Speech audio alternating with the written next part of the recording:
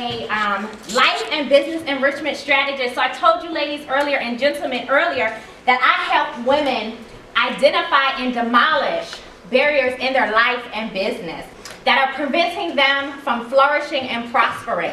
And so today, I'm here to talk to you about goal setting. And there are some barriers that are present in goal setting. Sometimes we come against some barriers that we don't even know exist in goal setting. And so today, I'm here to help you transform your perception of setting goals today. If you came expecting to have your perception shifted on goal setting, I need you to say, I'm ready to shift my perception on goal setting. I need to hear you say that one today. So if you're ready to shift your perception, say, I'm ready to shift my perception. I'm ready to shift my perception. Say, out with the old and in with the new. Out with the old and in with the new. All right, so I'm here to give you some information on goal setting, on transforming your life. If you are ready to transform your life and your business on today, say, Shiyterea. Shiyterea. I want you to help me. I want you to help me Transform my life. Transform my life And my business. and my business. I need you to help me. I need you to help me Identify barriers identify barriers that have been preventing me from prospering and flourishing. that have been preventing me from prospering and flourishing. All right, so how many of you have tried goal setting before? By a show of hands. All right, so I need everybody to stand up. If you've tried goal setting before, just stand up for me, please. All right, so if you can, she's like, I'm sitting down. I haven't tried goal setting before. So can you try sitting down for me? Try, yeah. I need you to try to sit down. And you saw that. None of us struggled to sit down, right? So we looked around and we were like, wait, I'm going to try to sit down. But we don't say that when we try goal setting, correct? We've tried, we've attempted to goal set, and then we said, wait a minute, this didn't go according to plan. And that's because we are not doing the right thing when it comes to goal setting. We're not using the right words when it comes to goal setting. So if we've tried and we haven't succeeded, then it's because we're not doing the appropriate things. Does that make sense? Yes. So today I want you to leave here with a new understanding on goal setting. And today we're going to focus on 3 barriers to goal setting. And that will be our word choice. Our word choice demonstrates that we are not on one accord with ourselves. When you confuse yourself, you don't achieve results. So it's important that our words are in alignment with what we want to achieve. The second barrier we're going to identify and demolish is that it's time for us to be goal setters as opposed to just going through the motions of setting goals. It's important to understand the difference between being and doing. The state of being versus the state of doing. And number 3, oftentimes we're overwhelming ourselves. A person who is overwhelmed has no idea where to start. A person who is overwhelmed has not mastered one item, but yet and still they're putting more items on their plate. So, are you guys interested in exploring these 3 barriers today? Yeah. Yes, so if you're interested in exploring these 3 barriers today, say, let's explore these 3 barriers. Let's explore these 3 barriers. All right, so barrier number 1, we're going to talk about our word choice. In Proverbs 18 and 21, it says, death and life are in the power of the tongue, and those that love it eat the fruit thereof. That means that your words create your world. That means you hear what you say and you embody what you say. That means you become who you say you are. That means you accomplish what you say you're going to accomplish. So right now you may be thinking, I said I'm going to accomplish a lot of things, but I have not accomplished those things. And that's because you're speaking the wrong words. You're creating your world with your words. How many of you have ever said, I need to commit to doing X, Y, and Z? Show of hands, if you've ever said that. Okay. When you put the word need and commit into a sentence together, you have set yourself up for failure. Just commit because you don't need to commit. How many people in here are married? Married, all right. So if your husband said to you, I need to commit to you, what would you say? What would be your response? What would be your reaction? Excuse me. Now, why would you say, excuse me? You just told me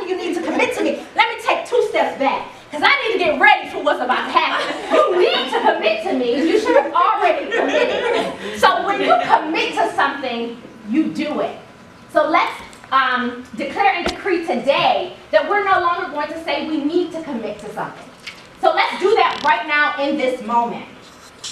Declare and decree. I need you to say that from this moment forward, you are no longer going to say you need to do something. You're just going to commit to do it and then follow through on that commitment. So let's declare and decree that today. Okay. So did that make sense that we want to make sure that we're fully committing ourselves to whatever it is that we say that we're going to do? Yes. Yes. Okay.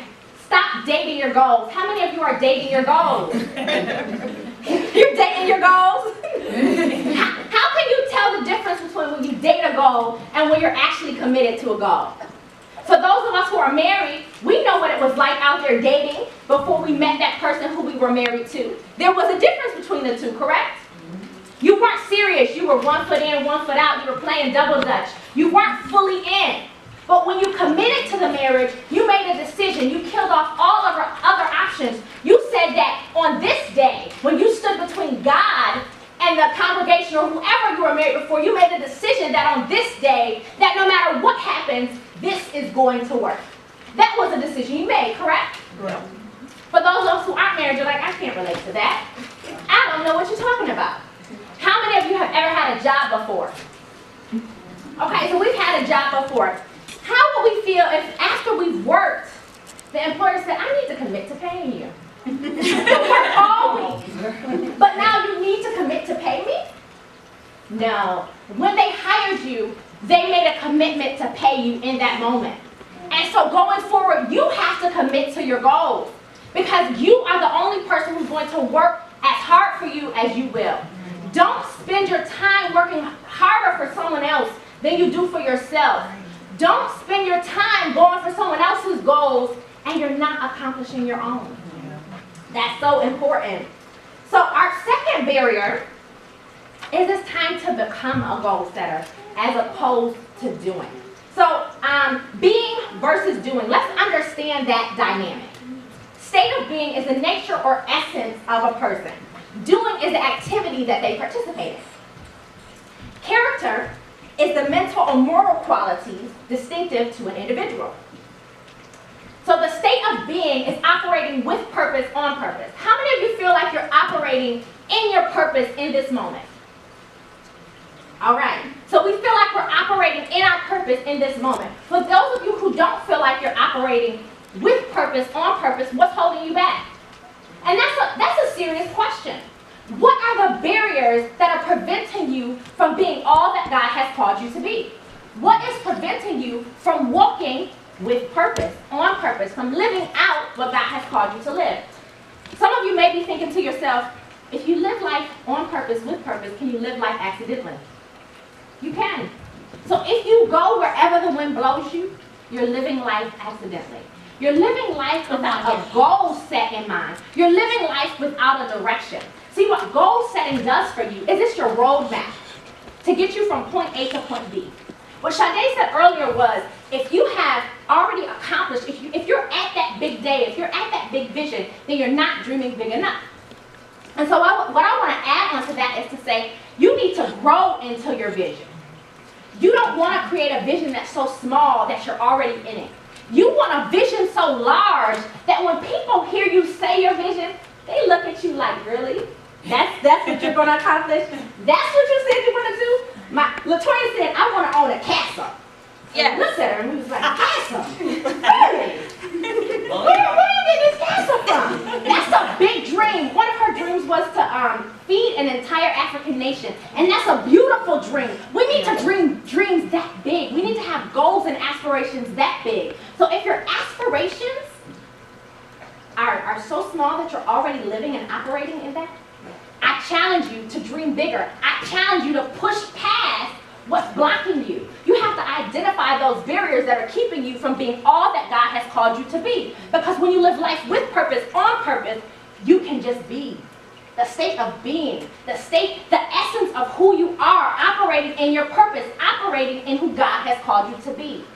It's just you. You can walk in a room and they just say, what is it about that person? They're operating in their beingness, in the state of who God has called called them to be. My God. And so if you're ready to operate with purpose, on purpose, I need to hear you say, I'm ready to operate with purpose, on today. I'm ready to operate with purpose, on today. Yes! We are living purpose-driven lives. Purpose-driven lives. We are done with going wherever the wind blows us. That's why you're here today. You're here to figure out how to really set those goals. You're here to figure out, how do I get from point A to point B? And so what LaToya is going to do in her workshop is she's going to get really specific with you about operating in those goals, about growing there. So the state of beingness. When you are who you are, it's a part of your character. So as a Christian, people ought to know we're Christians, not just on Sunday, right? Because there's some things that ought to exude from us. Jesus says in John 13 and 35, by this shall all men know that you are my disciples, when you have loved one for another. In Galatians chapter 5, verse 22 to 23, it talks about the fruits of the Spirit. When we have those present in our life, people know who we are associated with. That's our state of being. Being a Christian is something you live every day. So goal setting is something you live every day. It's just not an activity you participate in. It's a habit that you form. I'm living life on purpose, with purpose, by setting my goals and achieving the intended result. But what happens many times is that we say, okay, well, I want to do this. I need to commit to this. And then I don't. Because I'm too tired. And I had a long day. And I don't want to do it.